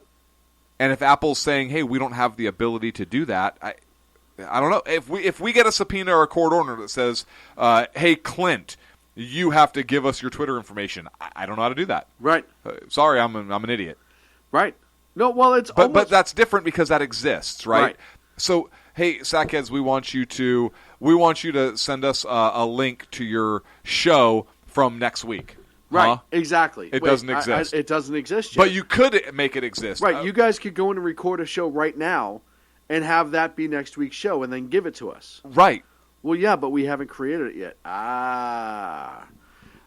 So you're ordering me to do something that... Well, essentially, and what I'm getting out of this is that the judge, or at the request, the judge approves the FBI's request that Apple create, and Agador summed it up perfectly, software that decrypts their phone and then gives said software to the government. Now, this is where I have a serious problem, because you are now giving a government entity, and all of a sudden the government will love to share information to the FBI. That's not true. The government keeps secrets held very, very close. I mean, look at Clinton. A bad example, I'm sorry. To the FBI that could be used in other ways. And we've seen the NSA. We know all about the NSA, et cetera, et cetera. So, it does create a problem in that regard. We started to have the moral argument. If they could convince, say, Tim Cook that, hey, we believe there's information on that phone that if we don't get, other lives may perish. Imminent attack, or potential imminent attack, or the names and addresses. We were talking, too, about how it may not be in a text message form or anything else. It could be on the notepad program, et cetera, of other actors that were involved in that, or maybe involved in future attacks. It does create that moral question. Obviously, nobody, and I believe this for about 96% of the people in this country, if somebody could stop somebody else from being murdered, we would. However, as the CEO of Apple, morally, not legally, does that supersede saving one life? And Tim Cook's a leftist. We all know about the leftists, and if we can save one life. Does that supersede the commitment to the shareholders as the CEO, just morally, and customers to provide that information? No. You don't believe so? I don't, and here's why. That same argument could be used for the gun argument. If we outlawed and got rid of every single gun in America and that saved just one life, is that worth it? But no. Hang on a second. There's no, a difference between Hang outlaw. on a There's second. a difference between Hang on outlaw. a second. There's a difference between outlaw it's not and because willingly we're talking. do it. You asked me a question and I'm answering. But you're not it. answering the question. No, I am. asked. Let No, me you're finish not. my statement and I'll get to it. No, because before you're going to you start said yelling outlaw. and pointing your finger at me. You pointed first. No, I didn't. Yes, maybe I did. So. Let's say the government said, "Hey, a judge is going to issue an order that is going to make it illegal for firearms to exist, and everybody has to voluntarily turn them in, and it will save one life." Now you have a situation where, hey, we are asking a private company to instead we're having a judge say, "Hey, private company, I'm essentially issuing an order, which is a law. It is against the law to fail to comply with a court order." In order to cooperate, because it may save one life. We're going to violate your protections as a corporation, as a private entity, as a private citizen, whatever it is, in order to potentially save one life. That's a slippery slope, because now you have a line, and who determines where that line falls? And once you have a line, that line is capable of moving. I understand I bring up the progressive movement. It started with a line on one end where we started giving up certain liberties and we stood for certain encroachments. Yes. And that line has steadily moved farther and farther and farther till we have what we now have today, which is not what our constitutional republic should be. But that's not what my statement was. If the judge orders, hey, Do you have, you have the software, or if you have the software, I want you to hack this phone. No, we don't have the software. What I'm saying is, if Tim Cook morally says, but we can create that software, and then I will comply with your order. Not being ordered to complete the software, but willingly completed to comply. There's a difference there. Because now he's availing himself to do so willingly. But he's doing so willingly at the request of the government. But through a personal moral obligation is my statement. That's my point. I don't think it's a moral obligation. Okay. A moral choice. Of course it's a choice. Of course that's a moral choice. If he feels that he could help save a Look, life. that is a moral and choice. Then chooses to. Yes, absolutely. That's my statement. That was my statement originally. Okay, then I misunderstood your statement. That's different, right? Because now you have a customer base that can say, you know what? You made that choice, and so now I, as a consumer, can make a choice not to have your product anymore. And that's what I'm saying. So my point was then, what I thought you were saying is, hey, if a government can compel this, and he complies because it saves one life, is that a thing? And I said, absolutely not. No, but if and then my argument stands. But if it's his choice and he says, look, I will choose to do this to help you out, he absolutely can do that. Just like if it's a private citizen, if I were ever stupid enough to say, I will relinquish my Second Amendment right in my guns to save one life, that's my choice. Right, but that's the point I'm getting at. Right. Is I apologize. The legal aspect off to the side. I apologize. I misunderstood. I'm talking about strictly moral. Which is rare for me. So I know. Listen, relish in the apology. No. Jesus, will you just gloat or something? Listen, you pointed first. I admitted to that. No, but my statement is... Golf Dogs, I'm not scared. My login doesn't work, and Sean can verify that. I'm not scared. You want to call in, I'll be more than happy to talk with you. I am not afraid of much. No. Spiders, definitely. Yeah, if you're a spider, do not call this show. Anybody else, face-to-face or on a chat roll, absolutely not. But if you're Tim Cook, and you sit there and you're like, you know what? Maybe we could save a life from other terrorist attack if we develop this software. No, he can't. No, my password doesn't work. Come on, you guys. Blind guy, can't you see what I'm talking about here?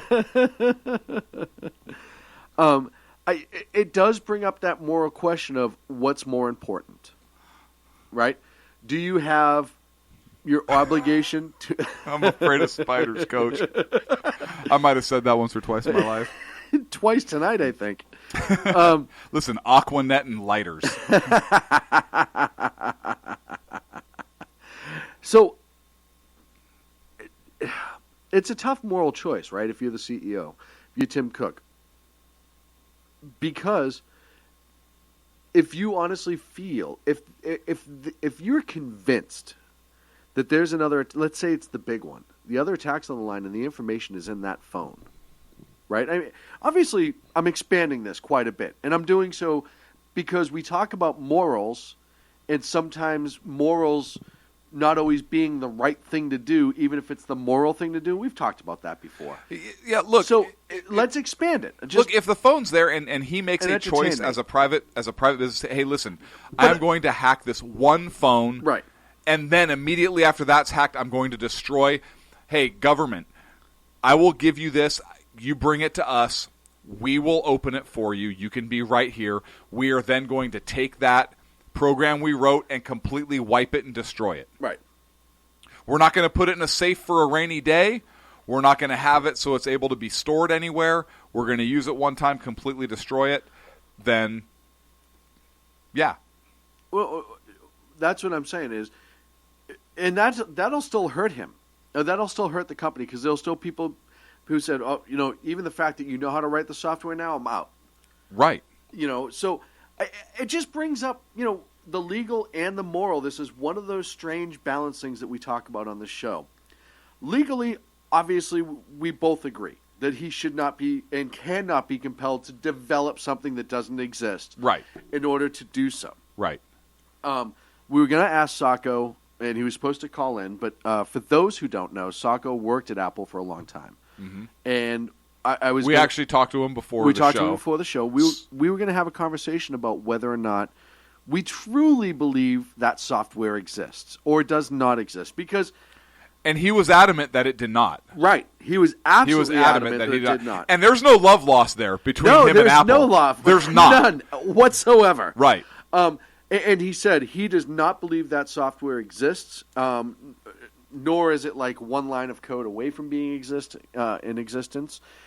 And it's a little strange to me. And he was not a janitor at Apple. No, he was not a janitor at Apple.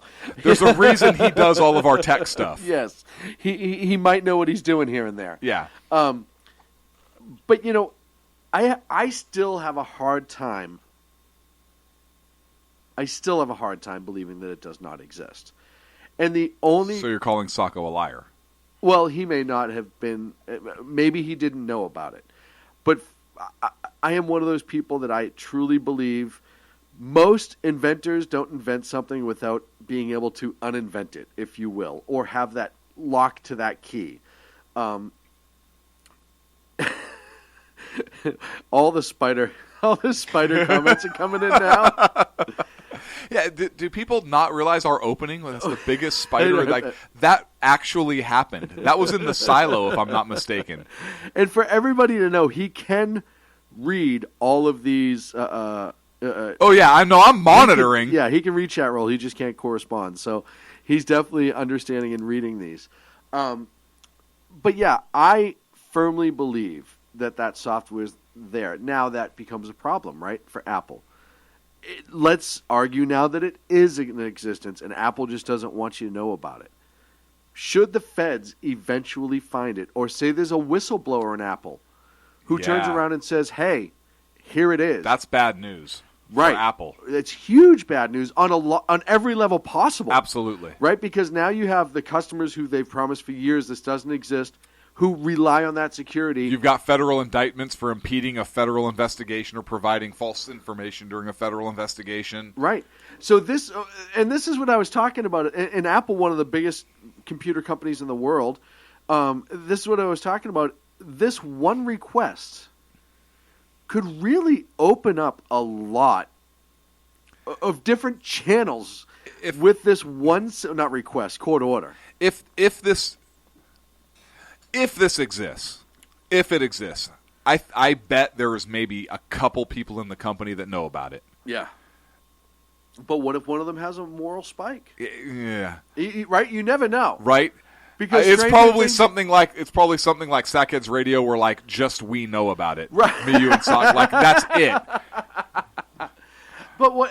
So let's say you're CEO number 4, and you're laying in bed right now, and you have that moral compass that starts to sway, and you're like, hey, dude, yeah, what if other people could die because we're holding on to this and we don't have to? And you pick up, or you walk into the local FBI office, and you're like, hey, I'm Joe Blow. I know how to access it. I know where it is. I know it existed as of yesterday. And I can get you to it if they haven't destroyed it yet. That's still, I mean, it's not just on Tim Cook now, and he's protected by the Whistleblower Act. I mean, there's a whole bunch of different caveats that go to this. You know, and Apple, and I've said this before, I think Apple is a very dark and evil company. And I'm not anti-corporate evil, but I think they control every piece of equipment that has the Apple on it.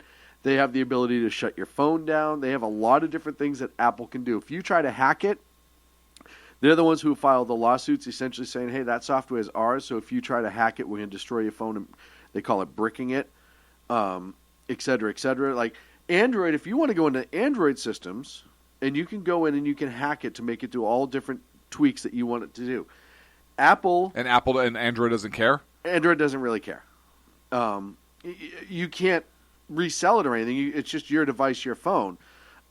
They say they care, but they haven't done anything to really change it. Apple, on the other hand, has filed lawsuits. Not that Sackhead Sean has ever done anything to his Android phone. I've never. No, you know why? Because I am not smart enough to do it. Right. So I've never actually tried. I just want somebody from Android, so you know, we get that notice. No, guys, it was a joke. I swear. My phone just stops working for no reason whatsoever. That could be the NSA. That could be the NSA as well. But Apple, Apple has all that capability. They can go in and drop your phone. They can go in and see if you've changed the iOS in any way, shape, or form, they can randomly audit your phone. So, this one simple court order could play out a lot of different ways. And honestly, if for some reason Tim Cook and Apple is lying, this could be one of the biggest blows to Apple ever. Because it affects so many different lanes, not just the legal side. You now have the consumer side, all that other stuff that all those people who work there that could potentially lose their jobs if sales drop, etc. It's a big deal. I really believe it's a big deal. So I'm going to follow this one closely to see how this pans out. If there's a whistleblower, next week I'm coming in like celebrating. Because I'm going to be like, I was right. Wait, so are you saying there's a whistleblower? I don't have one. Are you saying there is one? I'm saying Are you saying one is going to come forward? I'm saying if that software exists, yes. So if that software exists, you're going to celebrate. No, if that software exists, you think there's going to be a whistleblower. Right, and then I'll celebrate that I was right. I have not. So what are you right about? That there was a whistleblower and the software existed. Okay, so if either the software does not exist and or there is no whistleblower, then you are not correct. Yes, that is correct. So there would have to be the existence of software and a whistleblower. Yes, Counselor. Okay. I just want to get us on the record. No, that's fine, Counselor. I appreciate it. So we're going to watch that story, and this... Everyone in the chat, Golf in the chat room says, Sean, get a whistle. Listen, you can't tell me. Most of these software companies always give themselves a way in, if nobody else. Because especially if a phone is rooted, which is what they call hacking cell phones, for those who don't know. With rooted phones, they want to be able to get in and see what was changed, why it was changed, sometimes to learn and make their software better, sometimes not, to see how to stop it in the future. But Apple is very, very protective. It's not like Microsoft and Android, which, there's a lot of problems that Apple doesn't have, admittedly so, but it's more of an open source. I mean, I could go into my PC computer if I knew how to write code and start writing code for it. And change Windows. I mean, it's very easily accessible. You can't do that stuff with Apple, and they don't do that stuff because they want to have the control. They want to sell you a $550 mouse when yours breaks because that's just how Apple is. You can't just go and change a battery on an iPhone. You have to go and bring it to the iStore, the Apple Store, and blah, blah, blah, blah, blah. I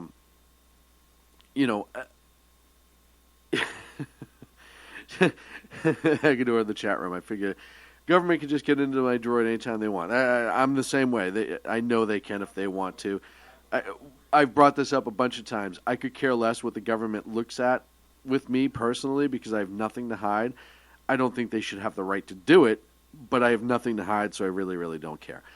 But Apple, in my humble opinion, has always been very, very much in control of their software on both sides, upload and download. And if you're going to sit here and tell me that software doesn't exist, I just don't believe it. And I believe I don't believe that you're calling Sacco a liar is what I don't believe. Yes, I am calling Sacco a liar. Listen, or ignorant. I think he's proved he's a liar tonight because he said he was going to call in at 9. And ignorant because he hangs out with us. He's totally ignorant. Not indigenous. He is indigenous. He is indigenous. He is an indigenous person. What's funny is, I don't know, have you seen his new commercials for Geico? He started doing them again. Now, I thought he left that that a lot. Yeah, because he didn't get the respect. Right, he said he wasn't going to be pigeonholed anymore. Thought he was going to get, right. He thought the acting would break out a And then I Googled pigeonholed, and my safe search was off. And I got, never mind. Listen, I don't recommend you do it. So I don't know what Sacco was referring to, if he was referring to like typecast or if he was referring to pigeonhole in air quotes. Yeah, I didn't even know that was possible, nor can I unsee that. Breaking news, Sacco's been pigeonholed. Sacco. Is that almost like the gerbil thing? It's worse. Look, they have those beaks and those little claws. I mean, seriously. Oh, this is what he gets for blowing us off. Yeah. He blew us off. He did. We made that friggin' kid. We did, actually. If it wasn't for us, he'd be way more successful and happy in life. This is so true. But we brought him to reality. Yes, we did. You're never going to be anything. Nope. You're nothing without us. Nope. And you're not that good. Right. Right. I mean, we brought him back to reality. We did. We slapped him down hard. I miss Sacco so much. So do I. I love that kid. And if at first you don't succeed, try again, right? Yeah. You've been married once, doesn't work, try it again. Doesn't work, try it again. I mean, eventually, it might work. What could possibly happen? And that was a quote from chapter 92 from Take It From Me. Take It From Me. The Sackhead Clint story. A biography. That hurts. An autobiography. Because it writes itself. Yeah, this is true.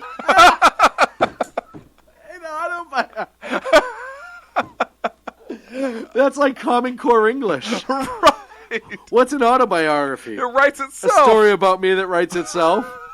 You pass. We're up against a break. An autobiography. I don't know why that just became my favorite thing. It's quote of the night. Do I get the award? Oh, yes, you do. Thank you. Yes, you do. We're up against a break. We come back. We discuss the world affairs. And we're not talking about the Clintons. I heard that Africa was hooking up with Antarctica. Yeah, no, it's not that type. Not that type of affair. Oh, yeah. Bill Clinton's not mentioned in this. Oh, it's not.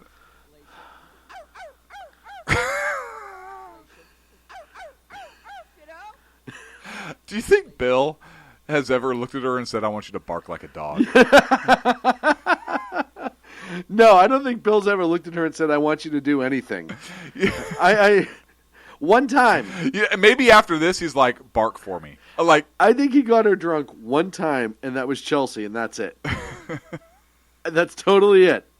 Now, she may bark for Uma, but I don't know. Who knows? I don't know. It's speculation. We don't know. I don't. Total speculation. Take us to a break. We'll be back here on the Sackheads Radio Show live in the SHR Media Network. Conservative media done right.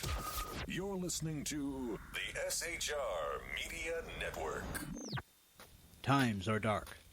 The people are misled by corrupt politicians, lied to by establishment media, and deceived by the false messages of Islam. A nation looking for direction needs a guide. It needs a man with a cane. I'm Dave Milner. Join me on Spreaker, SHR Media, Pundit Press Radio, and YouTube through the SHR Media page for a different kind of commentary on the unpleasant blind guy. Because the truth is not always pleasant. In a world controlled by corrupt politicians, You got a business. You didn't build that. a team of ordinary men emerge from the ashes to give voice to the voiceless and hope to the hopeless. Sackhead Sean. Dude, I'm not saying coffee was stupid, bro. Sackhead Clint. All good friends of ours usually show up drunk. Also starring Sacco as the producer. I'm a little bit drunk, cause I'm drinking. They are the Sackheads Radio Show. Every Wednesday at 8 p.m. Pacific on SHRmedia.com. Hey, it's Jersey Joe from Reefer of Common Sense, and we have moved to a new night and time.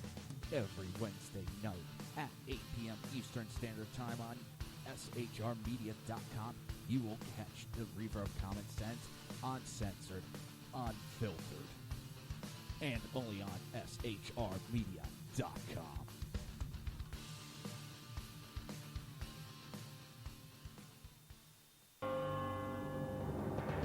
Hello, I'm Matt, a student at Hillsdale College. Here is Hillsdale President Larry Arnn on the continuing relevance of the Constitution. Many argue today that the Constitution is outdated because it addresses problems peculiar to the 18th century. Some parts of the Constitution do read rather quaintly. Consider the injunction against titles of nobility in Article 1, Section 9 of the Constitution. But is that so outdated? The purpose of the injunction is to prevent the government granting special privileges to some for partisan reasons. This strikes at the heart of the rule of law. The crony capitalism so common today is a place where the government bestows favors and tax dollars on some businesses to give them a leg up over others. This is exactly the kind of thing the Constitution was meant to prohibit. The Constitution is not so outdated after all. This Constitution Minute was brought to you by Hillsdale College. To join the national conversation on the Constitution, go to constitutionminute.com. Conservative media done right. You're listening to the SHR Media Network. And welcome back to the Sackheads Radio Show live at the SHR Media Network. Wow. We need to just leave a microphone on during our breaks. Well, when we do that, we get in trouble. How many times have we left a microphone on and we're both like, we're going to go through and edit that real quick. And then immediately after the show posts, we delete it for 10 minutes, and then all of a sudden it reappears with a strange, perfectly cut, with a strange break in the middle of it. Wow. Well, there was no background noise in those commercials. Nope, none whatsoever. Yeah, no, weird. I want to talk about a few things that happened world affairs this week. One, there were two Russian bombers near British airspace. Yep. They did not fly into British airspace, which extends 12 miles off the coast, but they were close to that airspace. They were two of the Tupolev 160 Blackjack bombers, and the Brits scrambled a couple of their Typhoon jets to intercept the bombers and shadowed them. So now we have Russia screwing with the Brits. And Germany. Because there was a German fighter that was supposed to be in Syria doing recon. It was a Typhoon as well. It was a strike recon fighter. And the Russians essentially shadowed it through its entire mission and back again. So they're also kind of messing with Germans, too. Which is fine. Historically speaking, that's what Russians they did. And Germans have always worked things always, like that out. What? That's never led to anything bigger. It's never led to anything bad. It's not a problem, Germany, whatever. Russia's big industry is what? Oil and salvaged vehicles, I think, right? Yeah, what? Look, it's good automobile. Look. That take 2015, that take 2013. I put them together, I make 2014. What's the problem? It's a good car. Law of averages.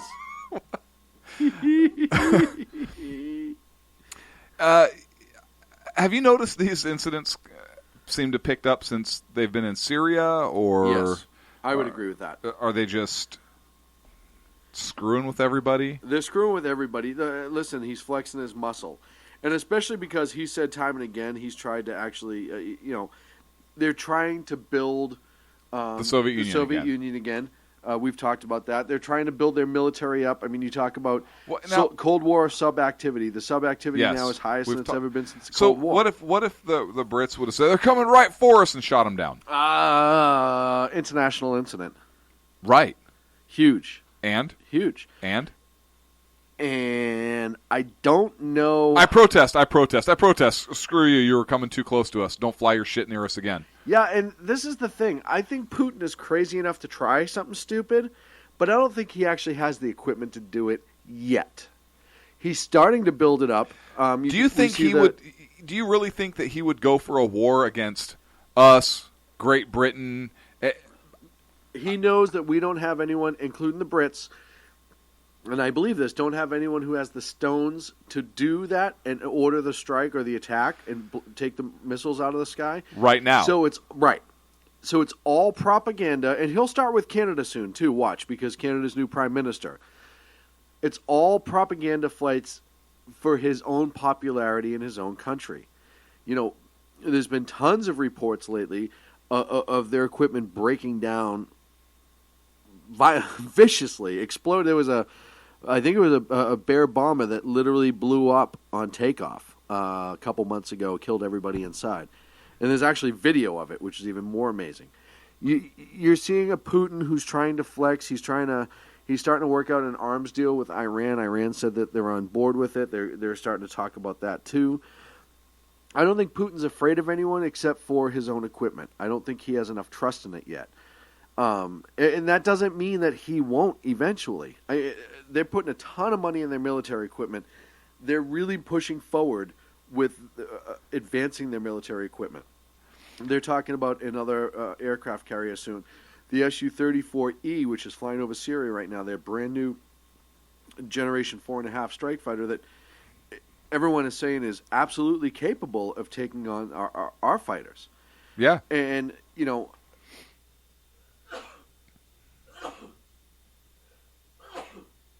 excuse me. You muted your mic. Nobody heard that. Yeah, but yours was wide open. But the microphone. Oh, wow, wait. One of the biggest differences is the Russian pilots, and I watched a great thing not too long ago, the difference between Russian and American pilots. The Russians build their planes for worst-case scenario all the time. Land on rough fields, take off in rough conditions, not necessarily working 100% in order to still be combat effective. But the biggest difference is the Russian pilots believe in their equipment more than just about any other pilots out there. And they're not afraid to try to push the envelope, even if it's up against a fighter that they shouldn't win against. So you have, and I'm not saying anything negative about our airmen and pilots, but they have almost a false sense of confidence. Like, I believe our pilots, our strike pilots, have an accurate sense of confidence. Like, hey, this equipment's going to work, and we know it's going to work. The testing's been there. We have enough confidence in it. We've trained with it, et cetera, et cetera. I think the Russians pilots almost have a false sense of security, and that almost makes them more dangerous, right? Because they'll try anything and think they're going to be okay. Yeah, because they're batshit crazy. Right. And they don't know any different. And vodka. Right.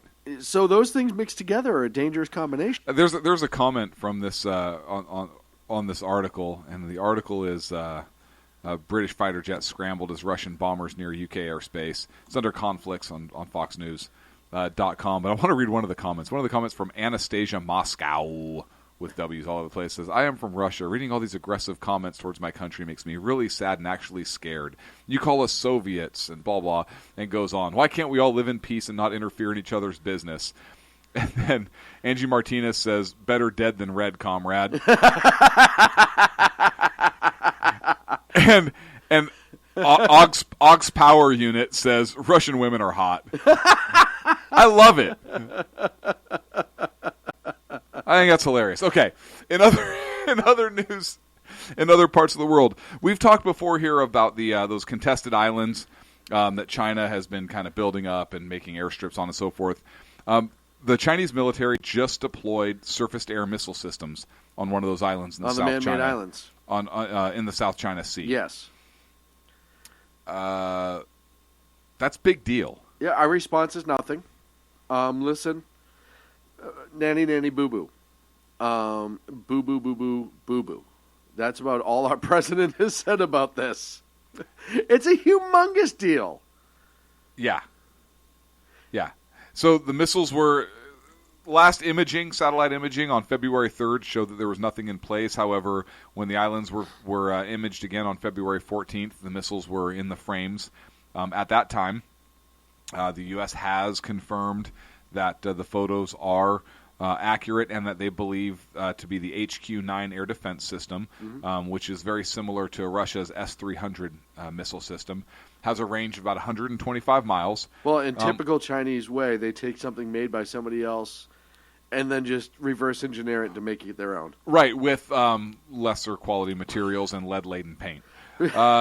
What? That's true. I know! What? So, yeah. Yes. I just, you have Russia doing these flybys, so they've been doing that for a while, but you have China continuing to build up in this region. And then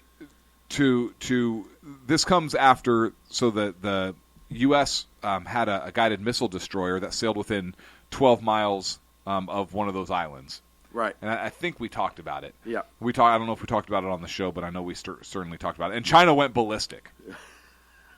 Which is better than nuclear. Which is better than nuclear. But they talked about how the warship violated Chinese law, was a deliberate provocation, and on and on. And now you have this contested chain where China is deploying more military assets. Yes. And ramping up. And John Kerry came out and said that the U.S. does not take sides on the sovereignty questions underlying the territorial disputes. Basically, yeah, we're not going to get involved. Yeah, we're out. We're out.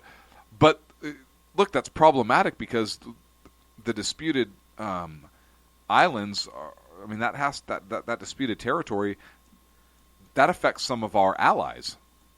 So why would we not? Well, it affects specifically Japan.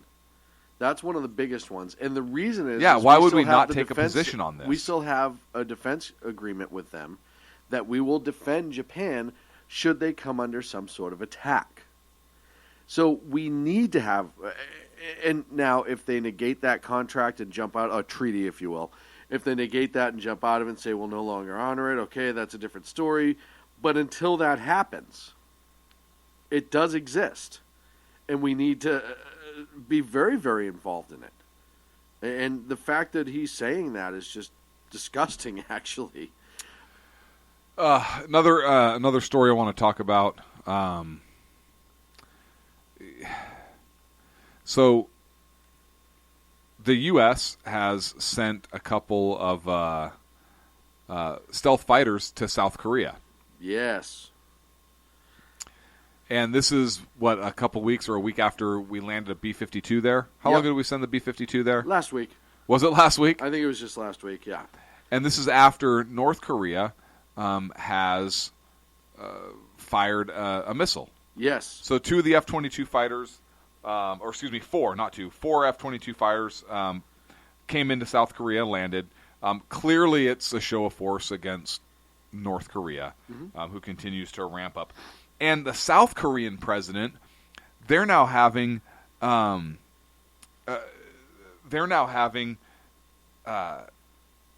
outward, not dialogue, but the president of South Korea is outwardly talking about the collapse of the regime in the North, which I guess is a huge deal. I guess whenever that happens, the North usually goes ballistic, goes nuclear. They're trying to go nuclear, but nuclear, it more just goes like snap pop or snap cap, because that's all they're really capable of. Snap cap. What?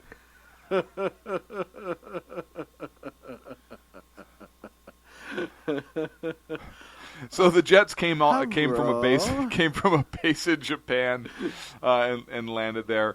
The U.S., of course, we're not saying how long we're gonna keep those jets there. But so it was last month that the B-52 bomber landed in South Korea after North Korea conducted its fourth nuke test. It's kind of ramping up over in Korea. Just a wee bit. Just a wee bit. Just a wee bit. I think they actually shut down the joint. Don't they maintain some joint plant or joint factory? Yeah, they're over there. Yep. And the North Korea basically shut down the phone system, which links the two Koreas so that they could talk kind of in an emergency or whatever. And now there's talk that the U.S. is actually going to put in a missile defense system over in South Korea. Well, yeah, it's the Taedong joint. Wait, I'm sorry. What'd you say? It's the joint plant that's been shut down, and the South's pulled all their people out and have stopped contributing. I think they know that at the end of the day, Kim Jong-un lacks the ability and the equipment to launch any the equipment. sort of... Now, you said dong earlier. Is that what you're talking about Yeah. when you say equipment? I'm pretty sure that's Little Kim. That's some of the equipment Little Kim prefers to use. But I'm talking about military equipment. Okay. I don't think... I still want one of those hats. Go ahead. Oh, me too. I still don't think that they have the capability to try to invade or to try to start and win the war with them. They're already at war. Well, there's no peace signed. To negate the armistice and go back. And I think he knows that. I think all South Korea is trying to do, and we're being involved, is essentially call his bluff on stuff and just see how You just rhymed that. and how they can try to ruffle their feathers to further show how weak the North is. That's my belief on that. Is there an article? Is there something somebody wants to talk to us to talk about in the chat room? Well, yeah, but I'm trying to verify that there was a story back in December about how the Turkish government said they can occupy Russia in 7 days if they wanted to through war. And there's been a lot of tension between Russia and Turkey. You had just last week a Russian general, brigadier general, whose name was probably Nikolai or Ivan, I'm not sure. But essentially saying... Slavanovich, something like that, I don't know. Who's essentially saying that Turkey is massing troops on the border, and they think that they're going to invade Syria at some point. And there's a lot of stories that have absolutely substantiated the claim that Turkey is mounting troops on the border. Turkey says no, that they're just making sure they're protecting their borders from Syrian refugees and from the likes of ISIS trying to get in. And we also know that there is a proxy war between the two of them going on within Syria, as Turkey backs the rebels and Syria obviously backs Russia backs Syria. But the fear now is that there will be direct conflict between the two of them very quickly. It could spiral out of control. You go back through the history of the two countries, the Russo-Turkish wars in the 16th century, more recent, the Crimean War between Russia and the Ottoman Empire, and then Russia bombing over the border more recently as far as September goes. So there's a lot of little conflicts between the two. And I know that there's a bunch of statements out there, oh, we're not doing this, it's the other guy. We're not doing this, it's the other guy. It doesn't really matter who's intentionally causing the problems. My ADD just kicked in, and so I have to share this with you. You talked about all those different wars, and so for me, the Trojan War came into play. Okay. And then I thought, Trojan, that's a weird name for a condom. Because let's think about this. We have a condom that is named after a Trojan, right? Where a horse, something was brought in, something entered, and then things popped out that ultimately ruined everything and didn't go according to plan. So why would you name a condom after that event? Yeah, this is a good point. Right? Because bad things, like look at the computer Trojan, right? Things pop out unexpectedly that weren't supposed to forever. And destroy things or plant things where they shouldn't be planted or you didn't want them planted. Or you don't know how they got planted. Or planted. you don't know how they got planted. Or it grows, but it doesn't look like what you planted. So... Sounds like you planted a kid in somebody you didn't want. Hey! Whoa! Who's this? Whoa! Who is this on the phone right now? It's somebody who doesn't really exist. I'm in the ones and zeros right now. And the ones and zeros. Okay, Tron. He's out there... For all you hippies, he's out there in the ether. Sacco, 7 minutes late. 7 minutes left in the show. 53 minutes late for your call. Thank you so much for true Sacco form. No, hang on a second. Here's the deal. We did lock him up. We did lock him up in the cage just for old time's sake, and it took a little bit longer for him to get out. Well, he's out of practice. Just like old time's He's sake. out of practice. Yeah. How you doing, buddy? You know, I just walked in the rain, cold, wet. Oh, I smell like wet dog, but, you know, okay. Well, I mean... Or Wet Yeti. I was going to say, Either have you been using that new Fresh Mane shampoo that we've sent you? Yeah, the main shampoo worked out great. And the shavers, they broke the first day. Like, I just, put it on me. Well, and the problem is we... One stroke. We had to buy bulk, and we bought it from China. So we did, and we didn't use the good industrial sheep shears like we have got for you, that we have here in the studio for you. Nice. Yeah. How you guys doing?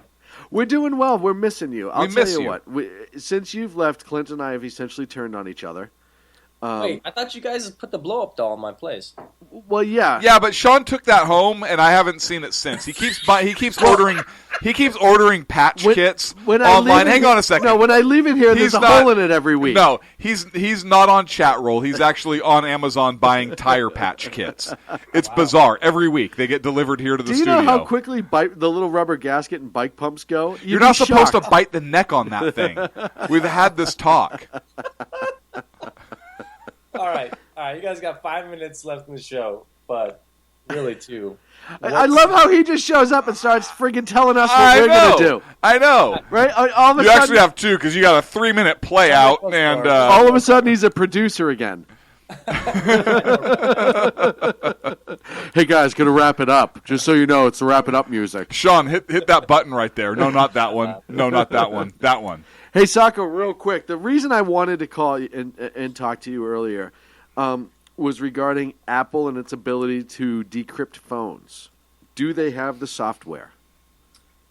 Do they have the software built? No. You don't believe so? No. Okay. Can they build it? Sure. And what's the difference, in your opinion, to them? Is it one of those things where they're like, no, we don't have it, wink, wink, nudge, nudge? You can't tell me that one of those geeks didn't turn around and be like, oh, no, I need to do this just so I could do it. No, because Apple's very tight-knit on everything they do, and they have been preaching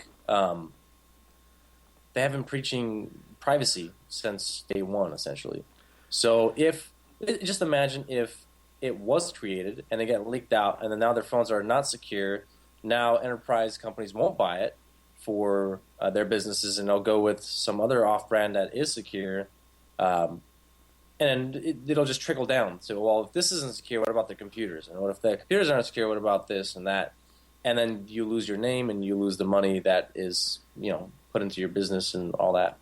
So, for them to create something like that would just be shooting themselves in the foot, and I think they're smarter than that. So, I don't think they will create it.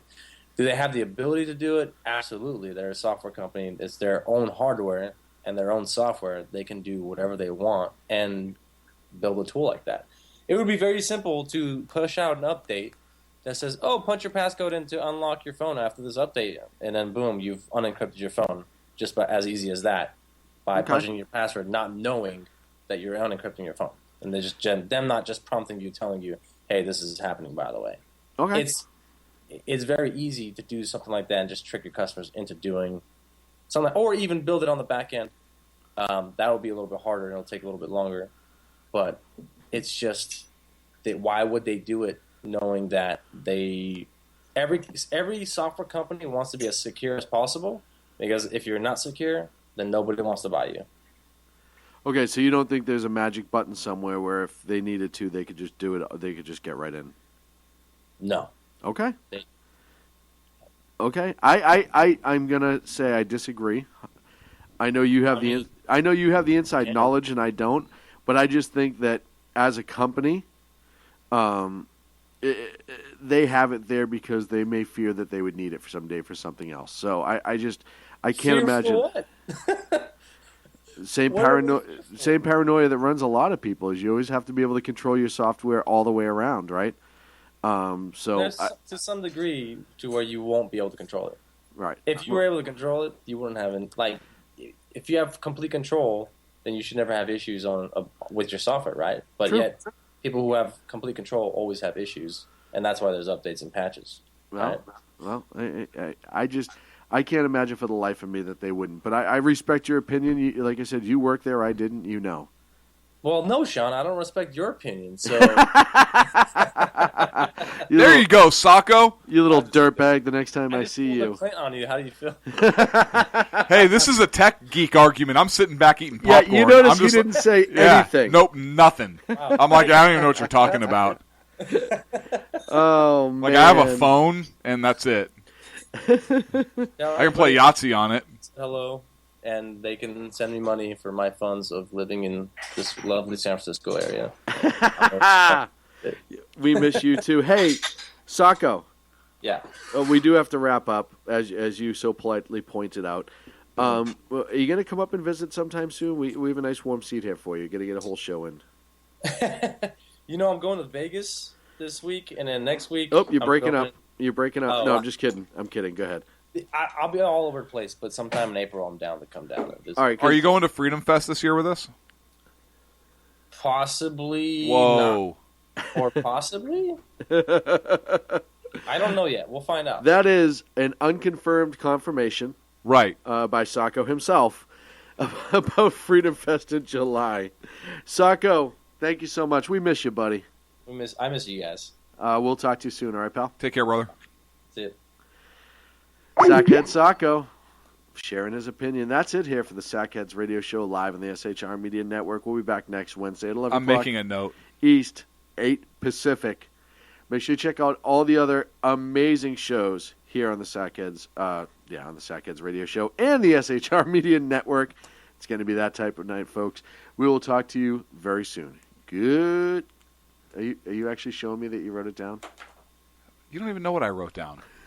You have no idea what I wrote. Good night, America. The best late-night conservative talk show in America, Sackheads Radio. And listen, there are no people better on the air to give you the best in conservative talk than Sackhead Sean and Sackhead Clint. And we're working on the immigration papers for a certain other guy who happens to work here, too. For those who are tuning in around the world to the best late-night conservative talk, Sackheads Radio. Hack you. Hack you. Radio. Hack you. Hack you. Radio.